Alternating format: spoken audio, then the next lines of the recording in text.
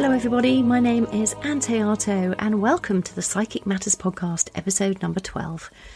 I'm sure you've all experienced times where life was going great one minute and then the next minute you experience a great change, perhaps a loss or tragedy, which expels you from your presumed life trajectory into uncharted waters. Some of us end up living lives or experiencing things in our lives that we definitely had not planned. In this episode, we are joined by spirit messenger Tyrone Cusack, who explains the importance of honouring our own unique journey through life. When we face our suffering head on and overcome our challenges, we inevitably feel more capable and more skilled. Each challenge helps us to become a more unique individual, increasingly extraordinary, possessed of rarer skills. Tyrone teaches us how to take ownership of our story in order to gain great knowledge and wisdom and to allow the spark of divinity within to begin to unfold. So, if you're ready, let's begin.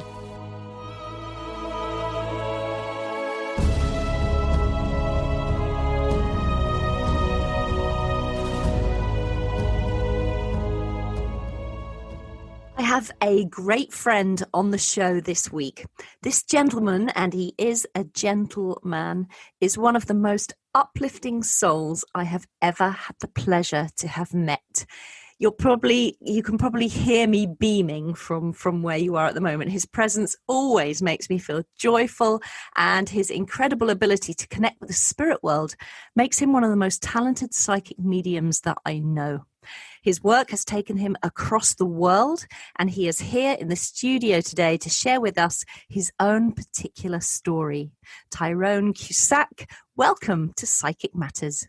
Bless you, friend. Thank you so much for inviting me and for that great introduction. It's a pleasure. I just wanted to say quickly before we started, and I'm so blessed to be a part of your manifestation process with this podcast. And I think your vision and well of knowledge is just absolutely amazing. So thank you so much for including me in this. Oh, thank you. It's great, but it's nice to be able to share everybody's knowledge, isn't it? Inviting all these people that we both know to just share what they know and just spread the word, sort of thing. Absolutely. That's great. And I think it's fantastic to just get more exposure and get that information out there for those that are interested. So yeah, let thank you for having me.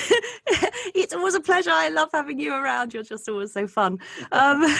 So Ty, tell us, let me hand over to you. You begin wherever you want to begin on your story. Well, I thought what was quite interesting to me prior to obviously hitting the record button was maybe talking about a theme of your story is your power. And I feel the inspiration for this is that whether living or passed into the spirit world, each story is unique. Each story holds value. I believe your story is your power because you're not living anybody else's life, you're living your own. And I think to some degree, we can all get caught in our story. Get caught in what our story is perhaps lacking or what it is not, rather than the power of what our story actually is. And just because others might not value you or your story, that doesn't make it any less powerful. And that's very, very important to remember. And I think each of us have experienced wins and losses, elation and tragedy to varying degrees, of course. Yes. And these, let's say, chapters, sub-chapters, and paragraphs, if you will, all shape and mold us into the characters that we are now. And now there will naturally be some similarities in interwoven stories and experiences we share with others, maybe even chapters or lifetimes if you've had long-standing friendships or relationships. But that's what makes your story unique. That's what makes it magical. And I feel when we allow ourselves to reflect and become reacquainted with our story, that's when we align with our authenticity. And the minute we take ownership of our story, all that knowledge and wisdom from lessons learned begins to culminate and manifest in a plethora of ways. And I think when we become invested in our own story in a non-egoic way, we become our power, and we can honor that divine greatness within us. And when that happens, man, some truly transcendent experiences can begin to unfold, because at the end of the day, we are the author of our story. And it's good to remember that if you find yourself in a challenging situation, this really is only one moment in a greater teaching experience. And I personally had to remind myself of that this week. So if you're listening, I would say take this moment and pat yourself on the back and say, my story is my power, because it really is. And let that energy build within you. Gosh, I love this, Tyrone, because there's so many of us that think, well, when you were saying about we look at what we lack rather than what we do have, because we sometimes think, oh, my life should have gone this way. I really had my life mapped out and it was going to be like this. And actually, it didn't end up like that at all. It didn't turn out like that at all. Yeah. Yeah. And then you're sort of left with the scraps and you're trying to make something of that. But there is a great power within that. So, yeah, tell us more. Share more with us. This is fascinating. Yeah, you know what? I've had certain experiences, as we all do. And it's very easy to sort of become distracted or very naturally compare ourselves to others. I mean, and to some degree, I think that's healthy, but I think it's very easy to fall into the trap where you compare yourself to what you are lacking, instead of really honoring and bringing to the forefront what your strengths are. And to some degree, even your weaknesses, because those weaknesses actually allow you to experience new things and put you out your comfort zone. And I think as long as you can remind yourself that your story is your power, that it is uniquely different to everybody else's, you make it your own. You make it your own, because nobody's doing your story. You're doing your story. And that's what makes it powerful.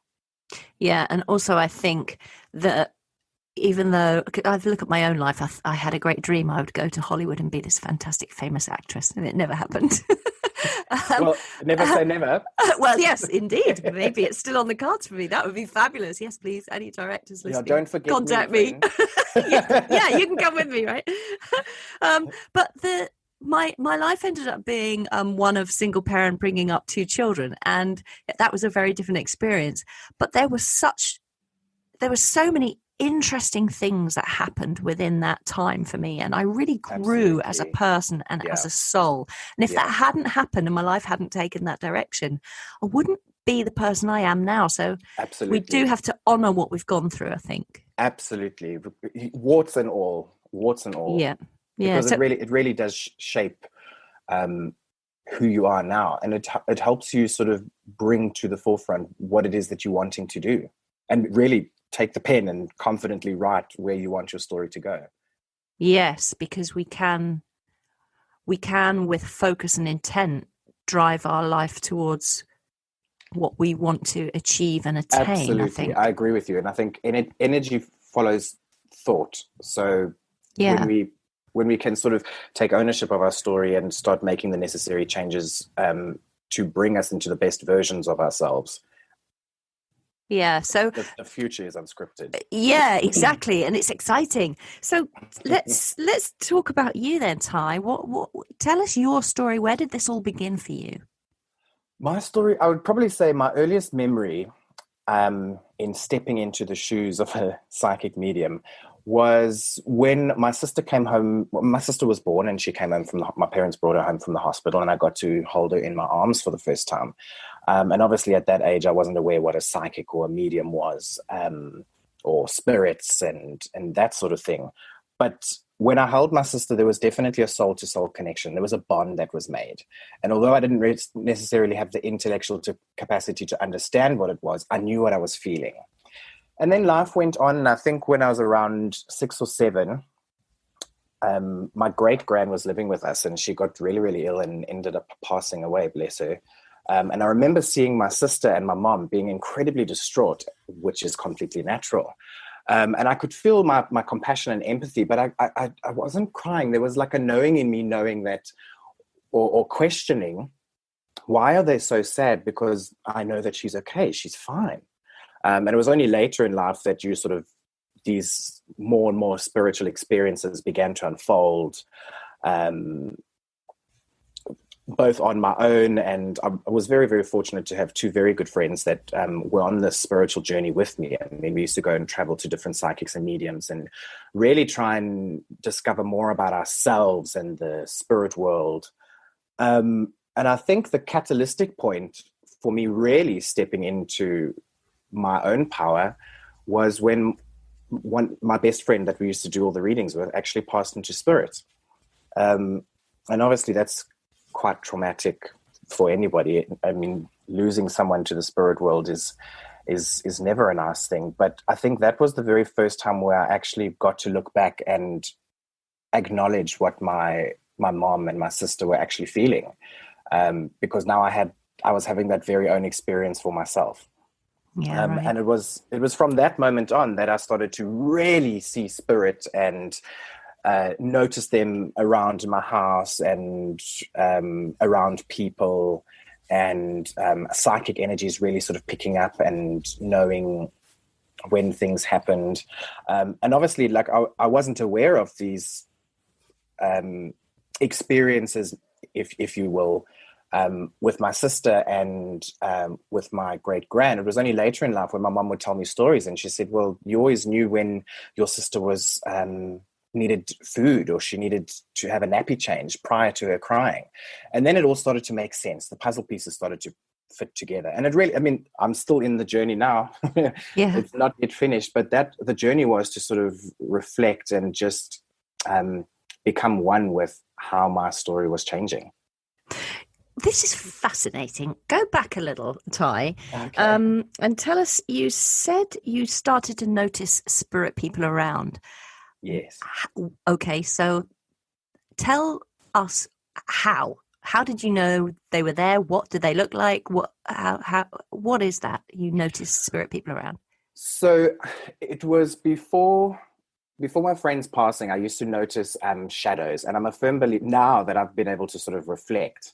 I've realized that spirit was conditioning me. And I feel that, it wasn't just me. I'm sure this happens to many other people as well, is you'll notice shadows or movement in the peripheral of your sight, and you turn and nothing's there. And you're like, well, what's going on? Yes. Am I a little bit loopy, Yes. And that was really spirit conditioning me to see them. And it was only after my friend had passed that it really became apparent, because I actually saw my friend. I went into meditation after his passing, and I sat in my bed and I felt him sit on the bed. I didn't necessarily know that it was him at the time, but I could feel something was sitting on the bed.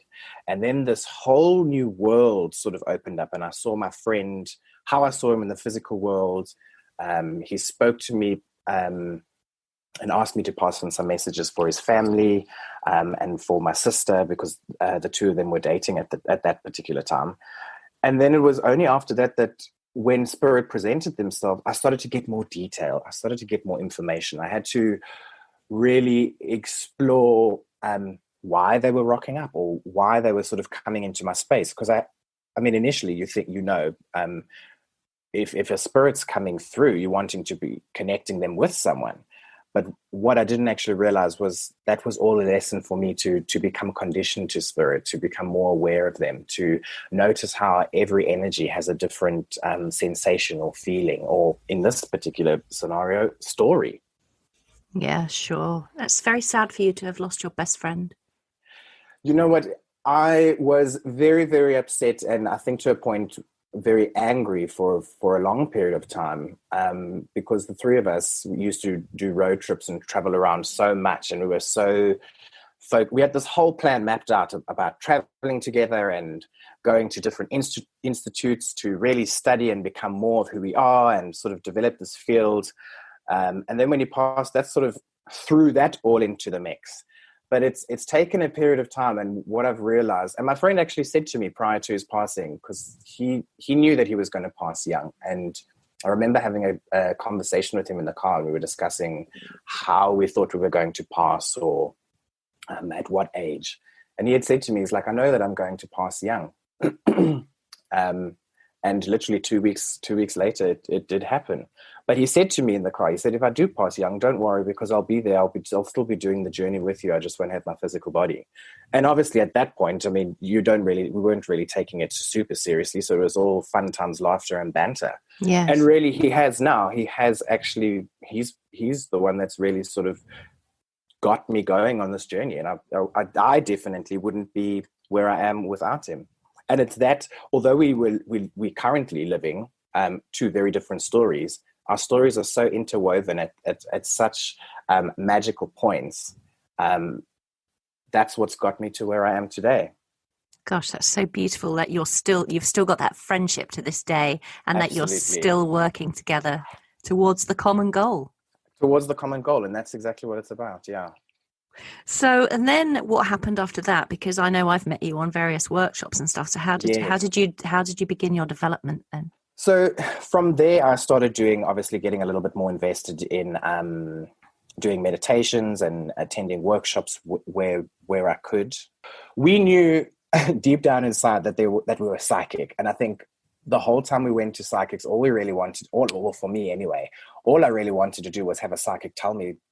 I just wanted to be told that I was psychic. Yes. And who better to tell you that than an actual psychic? I get that actually, Ty, because I felt that as well. When I was having all my experiences, I needed the confirmation. And then I thought, if someone tells me, then I'll go forward and study this. Then I know.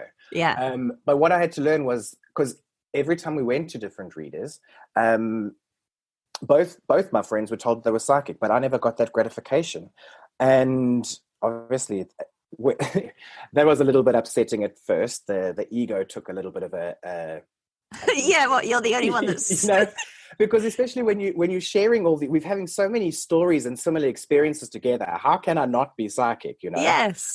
But what I realized is that was my journey had to be different, because I really needed to discover my own power rather than being it told to me. So I think after my friend started coming to visit me in spirit, I was like, yes, okay, I'll open this up. Let's sort of do this. And I remember I was at a braai, or what we South Africans call a braai, is like a barbecue. I know braais. I had braais in Africa as well. So fabulous. Too good. Oh, too good. And I was at this particular barbecue, and one of my friends actually came to me and said, oh, why don't you give me a reading? And I'd never done that before. And I sat with her, and she had a whole bunch of tarot cards and oracle cards, and I pulled the cards and read from the book. But it just didn't feel very natural. It didn't feel right. And after, I think we spent a good 20 minutes just reading through the cards and whatever. And then I said to her, I was like, do you mind if I just sit and can we move this away? And then I sat, and it really just started to come through. And I remember then I saw her grandfather came through, and I could feel him and I could see him. And he had the most amazing messages for her. And I mean, as amazing as it was for her, it was really for my own benefit as well. I was like, oh, okay, this really is a whole new world. So that really got me into doing readings. And I think from there on, word of mouth spread. And I started traveling to different clients to do readings. I mean, at that particular time, I just finished school, so I was in university. So I ended up getting involved in a spiritual center back in South Africa. On a part-time basis. So I was able to work there and then sort of travel to different clients between classes at university and give readings. And well, to cut a long story short, all I wanted to do during university was travel. And I eventually finished university and I was able to travel. And the first job I managed to get was on a cruise ship. And I met the most amazing people. But part of me was like, I felt a bit like I was empty inside, because I'd done all this work and was moving towards doing readings and just really discovering my connection to the spirit world. And I was like, oh, well, if I'm going to be working, I'm not going to be able to do this. But I put my trust in spirits, and man, they certainly do find a way. I can tell you this, because when I was on the cruise ship, I remember we were in the crew bar, and I gave one of my colleagues a reading. And word quickly spread, and through the duration of my contract, I ended up, after hours, sneaking into guests' room to give them private readings when they were coming on holiday. Obviously, I had to keep that quiet because I probably would have lost my job. But it's so amazing how I thought that I was abandoning spirit, but I followed my intuition to travel, and spirit were with me right along my side and still giving me the opportunity to sort of strengthen my gift and have new experiences. And although my mind couldn't fathom how that worked, there's definitely an intelligence to spirit, because they found a way for it to happen. Yeah, they always find a way. They always find a way. If you're committed and your intent is to be focused on compassion and love, they really do make the effort. And then I went to Thailand for 3 years, and that was an absolutely amazing healing experience for myself. Traveled back home, where I was able to sort of stabilize for a little bit and really dedicate myself to the craft, doing one-to-one readings and a lot of church platform demonstrations. And then I really wanted to sort of upgrade myself and step it up a bit with the training and the learning. And for me, the only place that I was able to do that was London. And obviously, being on a South African passport, the visa situation is rather tricky. Right. However, I put that out into the universe, and magic really did happen. And I was granted a work visa and able to come to the UK to train in such prestigious institutes like, I mean, you know where I've met you there as well, the Arthur Findlay College, the College of Psychic Studies in London, Tony Stockwell Soul Space, and yeah, that brings us up to today. And I think the magic and the learnings continues to unfold. I mean, you know, me and you, we continue to go to different courses to really sort of push the barrier of our own abilities to ensure that we can bring the best possible service to those that wish to come to us for a reading. Yeah, that's beautifully put. I think there does come a point when you're dipping about in the shallows of psychic work, doing a workshop here, a little workshop there, and then going back to your ordinary life where you're paying the rent and doing life's challenges. And then there comes a point when you go, right, enough. Like you said, I'm going to step it up, and I really want to focus. And that happened to me. And then since I made that decision and drew that line in the sand, that's the past and this is the future, then it just sort of really took off from there. From there, yeah, absolutely. And I think when that happens, then spirit is very much aware of your commitment to them. So they actually start to give you more experiences for you to challenge yourself and really become the best version of yourself in terms of the work that you're doing, obviously with this, and so on and so forth. It's extraordinary, isn't it? Because I've done this a couple of times. I've put my desire on doing for instance, a mentorship program, and it costs a lot of money. So I just think, right, I want to do that, and I've got enough for the deposit. Yeah. I'll put the deposit down, and then I'll just say to Spirit, you have to help me with the rest, because I have no idea where it's coming from. I have no money. I don't know where it's coming from. And it arrives just enough, not extra, but enough to pay for whatever you need to pay for. And it's happened to me 2 or 3 times with courses that I've gone to study at the Arthur Findlay College. I put the deposit down, and the rest of the money just comes. The rest of it falls into place. Yeah, it's extraordinary. The universe gives you what you need. Yeah. And I think also because you're approaching it from an intuitive basis, is you're not gung-ho on signing up for every course. You're really honoring what is resonating with you. And when you do that, spirit does provide. I think if you just pick any old thing off the shelf, at some point you'll learn a lesson. Yes. And when you're trusting yourself and you know that actually this particular learning module feels really good to me. Yeah. Magic can happen, yeah. Magic can happen, that's for sure. Gosh, this is all so fascinating. I love it. I love talking to you, Tyrone, spending time in your company. So tell us, I know that you've got a story about a pet that you want to tell. Yes, oh goodness.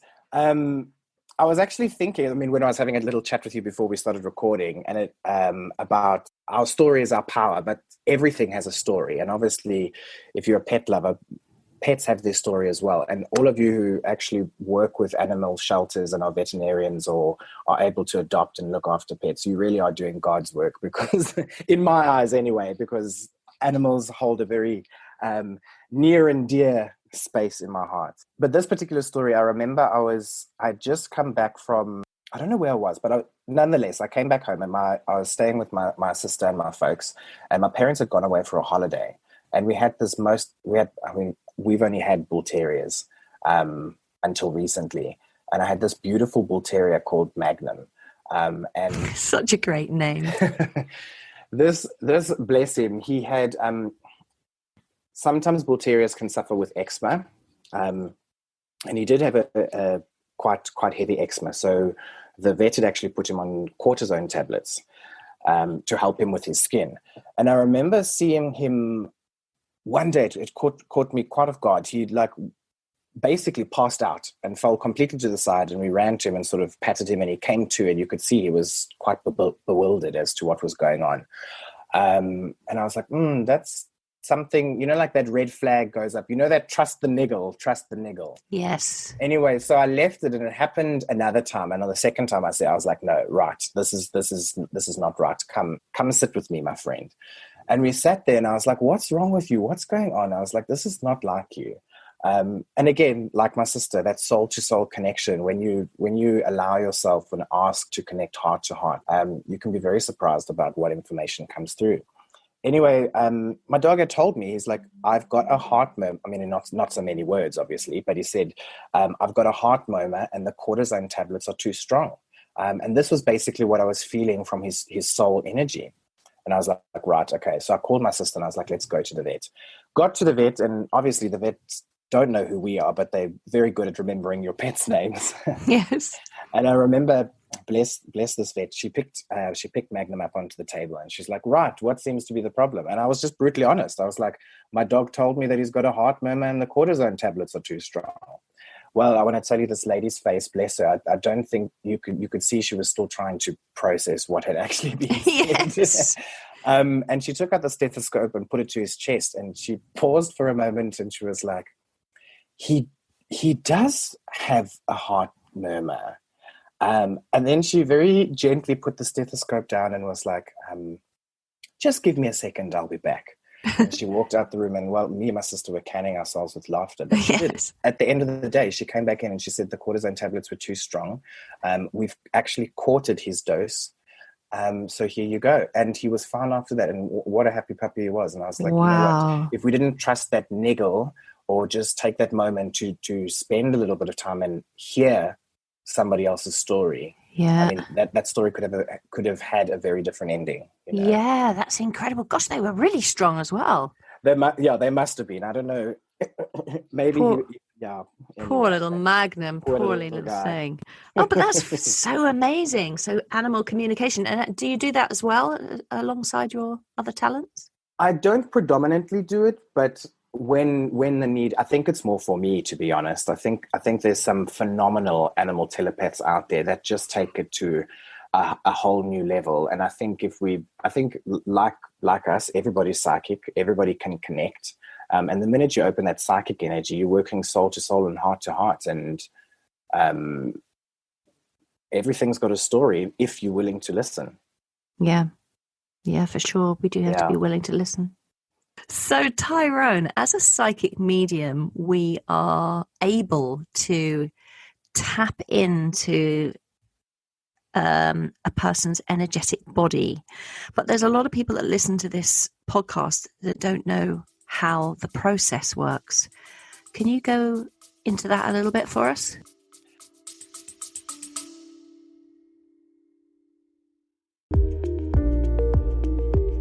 Eye-Opening Moments podcasts are real-life stories of adversity, encounters, and perspectives. They are moments that can lift your spirits, give you some food for thought, or move you. For the introspective mind that likes to reflect, discover, and find solutions or meaning in a complex life, listen to Eye-Opening Moments podcasts. For me personally, if it is a psychic reading, what I'll generally do is I'll blend with the energy or the soul energy of the person, and allow.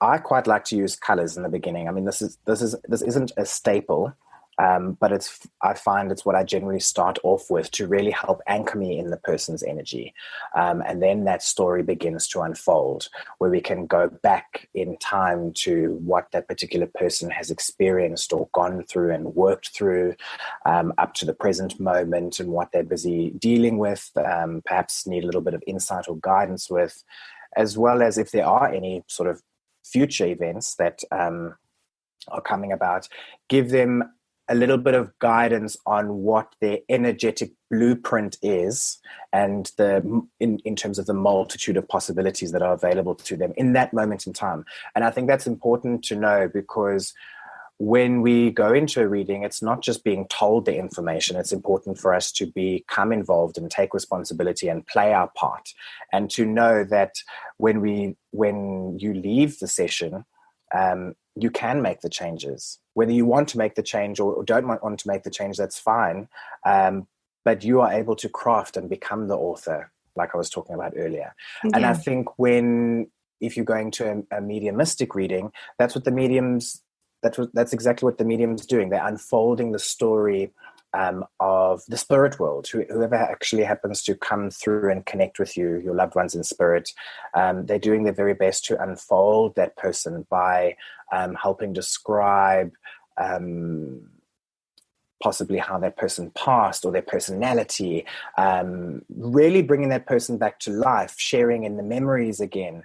But I think it's also important because mediums will also work with spirit to bring through information on what's going around in your current life, to show that spirit is actually very present with you now. It's not just about what was, but it's about spirit being around you and is supporting you and continuing to work with you. And they know when certain events are going on in your life, and it's nice to have that validation. So, I mean, we as psychic mediums try our best to bring that information and message across in terms of unfolding your story as best as possible. Thank you. That's a great explanation. Thank you. So when you work, Ty, how do you work psychically with somebody? If you're giving a psychic reading, so for instance, I did a psychic reading for a wonderful lady yesterday, and as I tuned into her, the first thing I became aware of was her shoulders. And then through being aware of this sort of weight on her shoulders, I was able to start to unravel what was happening around her and why she felt she had the weight of the world on her shoulders. And the story unraveled from there. So when you're working with someone, how does because you've already said we all work very differently, how do you work? That's a very good question. I generally like to connect and blend with the energy of my client. I quite like to use colors in the beginning. So I'll actually ask a particular color, or just become aware of their sort of auric energy and the colors that are involved there. And that's really just to ground me. For me personally, that's really just to ground me in the energy of the person that I'm reading for. So like you said, so the story can begin to unravel. Yeah, so that's like your starting point. Exactly, your starting point. And usually what I'll do from there is allow the energy to move into a particular area of their life where they might be focused on. So perhaps relationship or career. And I almost let the color lead me into that particular area to expand on it. And it's quite fascinating for me, because the colors that generally come through all blend into each other. And that's really what you're wanting to do is in a reading, is you're wanting to go full circle. You're wanting to take where that person has come from and see where that person is now, and where the potentials or the possibilities are of them going. And I think that's how you could, like you did with yours, recognizing, bless her, the weight that she was feeling on her shoulder.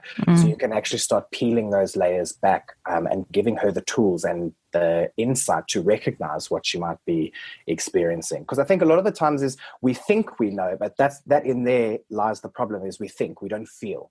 And so, and for me, so when I'm working, how that works for me is, as I blend my energy with hers, I'm almost drawn to look at her shoulders. I'm almost drawn to feel a weight on my own shoulders. And so I know that is the major, and interestingly enough, at the very end of the reading, that was the sole reason that she'd come, because she felt this, she had the weight of the world on her shoulders. And I guess for me, it starts to, so it's an energetic feeling. I feel it in my energetic body. I feel it in my physical body. I see it in her body. And then it leads on to imagery that comes into my mind. So I'm just asking for you work with colors. I'm just kind of trying to work out the process for people to learn how we do it, because it seems like a magical, mysterious thing. So for you, what is your is that the same for you, Ty, or does it work slightly differently for you? I think every person is different. So I generally give over to their energy to see what unfolds. But like I mentioned earlier, is colors seem to be a theme, and then that will sort of evolve into sensation. So like you, I'll feel it in my ethereal body. Yeah. I also, if there's any sort of physical discomfort, that will become present in my own body, just to sort of really draw my awareness to it. Now, I found it quite fascinating that you actually looked at her shoulders, because for me, I find that I generally look away. Yes. Most of the times when I'm really reading or connecting or blending, I'm actually not physically looking at the client or at the person. I'm generally sort of glancing into the distance, but then I'll sort of let it build. And like you, I'm sure you might get sort of clairaudient sounds or imagery. I also, for me, I get certain references or symbols that I've sort of built up, my little spiritual toolbox, if you will, that means certain things to me. And I think because I've worked with my spirit guides, if I need to get to a particular point, they use that to sort of, I don't want to say speed up the process because that is wrong, but to help anchor into that energy a little bit quicker, to really start to unfold it in more depth rather than just, that's what I've seen. You know? Yes, yeah. Oh, it's interesting. It's interesting. I love talking to other mediums and psychics about how they work. Absolutely. And I think just listening to the stories of all the other phenomenal psychic mediums and healers that you've had on, it's just so fascinating to hear how they work and what they offer. And that's the importance of this, is because everybody really does work differently. Yeah. And each experience is different, because I remember a couple of weeks ago, actually talking about how I work, is sometimes you'll be put in a situation where that whole rhythm or pattern changes because you're catering to what that person actually needs. And I think also spirit is quite a way of training you into different areas so you can have those experiences. If we talk about all the different clairs, seeing clearly, hearing clearly, smelling, tasting, feeling. I think naturally people are a little bit more predominant in one of the clairs, but that doesn't necessarily mean that that's the only one that's going to happen. And I think spirit will start to give you tastes and smells and give you different experiences. So it's interesting for you as well, because really, even though you're giving a reading for somebody else, you're still growing within yourself. And just to clarify for the listeners, you're talking about clairvoyance, clairaudience, clairgustance, those kind of clairs. Yeah. The clairs, yes. I always used to get very confused over the clairs. So with all of the things that we've just said, there's so many readers out there. They read in so many different ways. A lot of talented people out there working in the field of psychic mediumship. Absolutely. How does somebody choose the right reader for them, Ty? That is actually a very good question. And for someone, myself, who's been to many different readers in the past, I know that was something that I personally struggled with. Right. And I think the advice that I can give is trust your gut, do your research. I think because, like you mentioned, there are so many phenomenal psychics and mediums and healers out there. And I think when we get to the point where we actually feel like we need that guidance, it's very easy for us to make a snap decision because the need is strong. Yes. Whereas I think though when you get to that point, that's when you need to slow down and be like, right, universe, spirit, I'm wanting to have a reading. I'm asking you to bring the right person for you, because just because somebody's a psychic reader doesn't mean that they're the reader for you. Yes. And I think that's important for people to notice.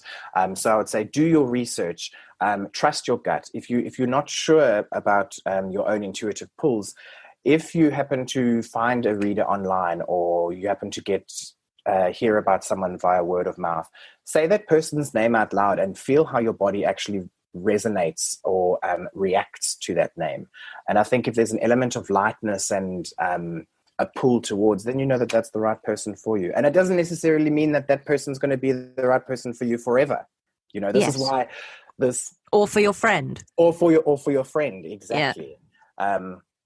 And I think it's quite easy for people to jump into readings quite quickly prior to sort of really feeling what they need. So read testimonials, look for websites, look for social media pages. I mean, nowadays it's quite easily available. So yeah, it is. It's good. It's quite easy now to research. Exactly. And I think we get into a space where we're like, oh, I just want to get a reading done and they will tell me anything, where it's important to take responsibility for that. So play your part and do the research, find the right person for you. If you are going to change your shock absorbers on your car, yeah, you'd want someone to do it properly. So you do the research to find, it wouldn't just be any old, usually not, but any old garage, yeah, and that's right. I think it needs to be treated the same, because there are psychic mediums out there that are so professional and so incredibly dedicated to their craft. And if you trust yourself in terms of who you've been led to, you really can benefit a lot from it. That's brilliant, Ty. And so if somebody's chosen their reader and they think, right, this person feels really good for me in my gut, and I'm going to go and see them, how do they prepare? I would say there's no real hard and fast rule about this, because I think everybody sort of prepares differently in their own way for all situations. But what I would say is, if you have a couple of questions in mind, perhaps write them down and take them with you.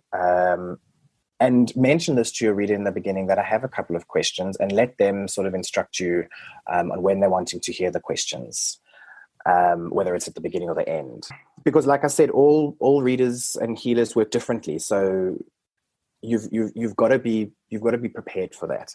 And I think if you're wondering what to expect, this is obviously different for everyone as well. But the biggest thing I'd say is go into the reading with an open mind. And then with the information that comes through, like I said earlier, play your part in your self-discovery, because I think it's very easy to have so many questions and be governed by the need to have certain questions answered, because it's quite strong in our mental self. But also, we as humans, we're so much more than just a busy mind needing to know the answers. So be open to your session, because it's a journey of your self-discovery as well. And you going there for information, but there's an element of spiritual healing and emotional soothing that can really come out from it. And I think if you go into a reading or expect to just have your questions answered about, am I going to get married and have 2 children and live with a white picket fence with a dog named Rover, I think if you go in with that mindset rather than an open mindset, you can really limit your experience, because you are so much more than just those questions. That psychic or that medium will do their absolute best to help unfold that story, to show you that you are so much more, and so you can bring these other tools into the work that you're doing or the life that you're living. Yeah, it's interesting. I know I've had people come to me and say,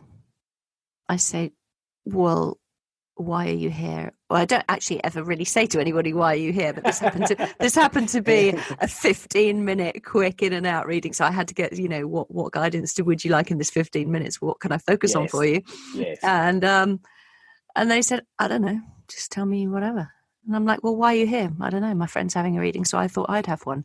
And that kind of lack of commitment and energetic input. It's very hard to read for people like that. It's a bit like taking your car to the garage, like you say, and just going, well, have a look at it. And you're like, well, what part of the car do you want me to look at? I don't know, just take a quick look. Just give me a quick once over. And then they complain and say, oh, they didn't find out that the glove box didn't open shut properly. You're like, what? I think you've touched on a very important topic there. Is just because your friend is doing it doesn't necessarily mean that you need to do it at that time. Yeah. You should be pulled to do it. You should have a need. And I know I'm guilty of that as well, because when I used to go for loads of readings in the past, I think there was a period of times I went to 3 different readers and the story was the same. And I was like, what the hell is going on? I was like, nothing's changing. And that was because of my own fault, because I wasn't actually playing my part in my story. Right. It's very easy to have somebody tell you stuff, but if you're not going to do the work to either make the change or not make the change, and in this particular case, I had not made the change, but which is fine, because sometimes if you're on track, you don't want to make too many changes. You just got to keep on going because it's working. But what I was doing wasn't working. So I needed to make the change, but I never did. So that story, Spirit kept telling me that same story over and over again until I got frustrated with obviously hearing the same story over and over again. I had to make the change, you know? Yeah. Yeah. Oh my gosh, this has been such a fascinating episode, Tyrone. Bless you, friend. I just love sitting in your company. Time has gone by so quickly. It just goes very quick, doesn't it? So let's sum up for the listeners. Let's sum up about your story as your power. How can they take that forward for themselves?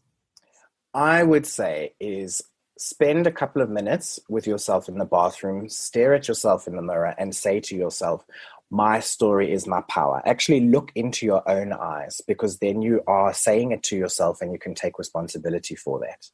And I think don't get stuck, and it's easy to say this even for myself, don't get stuck in the trivial stuff. It is only one moment in a greater teaching experience. But don't disregard the things that you've experienced thus far, because that absolutely has shaped you into the person that you are. And if it hasn't unfolded as you had wished or as you anticipated, to remember that you are able to change. You are able to make the changes. You are able to be the author of your life.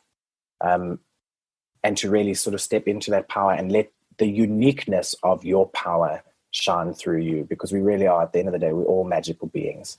And it's just phenomenal if we can share that with each other in a collective way. Beautifully put, Tyrone. Bless you, friend. Thank you so much for sharing all of that with us. Me. Oh, it's such a pleasure, such a pleasure. You'll have to come on the show again, because I know that you've got so many stories to share and tell. That would be wonderful. Yeah, and things to teach people as well, because you are a tutor, aren't you, yourself? That is correct, yes. So, Tyrone, if somebody listening to this podcast has fallen in love with you, which I'm sure they have, you are a well-loved psychic medium. Where do they? What are you offering?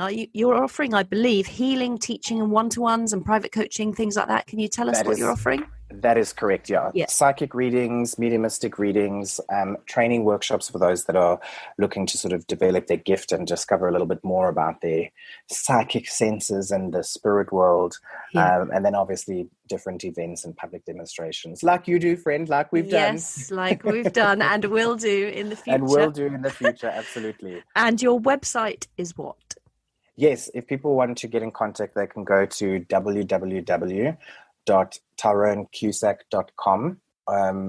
If you can't spell Cusack, don't worry. You can also go to www.tyronespiritmessenger.com. And if you're looking to follow me on Facebook or Instagram, it's at tyronespiritmessenger.com. So I look forward to those that want to seeing you on the interweb. Excellent. Brilliant. Tyrone, thank you once again for coming on and sharing everything that you have so willingly and so generously. Bless you, my friend. Thank you so much. Such a pleasure. It's been just wonderful talking to you. Bless you. Thank you so much. Well, that was Spirit Messenger Tyrone Cusack. What a great guy. So very talented at what he does. If you are interested in Ty's work, I highly recommend that you follow him on his social media platforms and keep a close eye on his website for new training programs and workshops, or if you would like a one-to-one sitting with him. All resources for this episode, including a full transcript and plus, importantly, how to reach Tyrone, are over on my website, so head over there and you can pick everything up. www.anntheato.com, ANNTHEATO.com. Have a little explore while you're there, because I've got some wonderful new meditations that you might like to try out. You might enjoy them. I know I say this every week as my closing phrase, but I am so very grateful to all of you Psychic Matters listeners. I've had some wonderful reviews for the podcast, and people seem to be really appreciating the content, which really warms my heart and makes everything worthwhile. All those hours of transcribing every word. Believe you me, it's quite a painful, time-consuming process. It does take 2 or 3 days to get each episode together. So please, if you're appreciating the podcast, please, I beg you, head over to Apple Podcasts and leave a written, honest review. So, thank you again to my wonderful guest, Tyrone Cusack, and to all of you out there who are listening. Be very kind to yourselves this week, and others, of course, and really give yourself a pat on the back for managing to get through all of life's challenges so far. There's a great saying, success is the result of good judgment. Good judgment is the result of experience. Experience is the result of bad judgment. Be kind to yourself, be kind to others. We've all made mistakes, and making mistakes is something we have to do in order to grow as individuals. Have a fantastic couple of weeks, everyone. Stay safe, and until next time, my name is Ann Théato, and thank you for listening to Psychic Matters.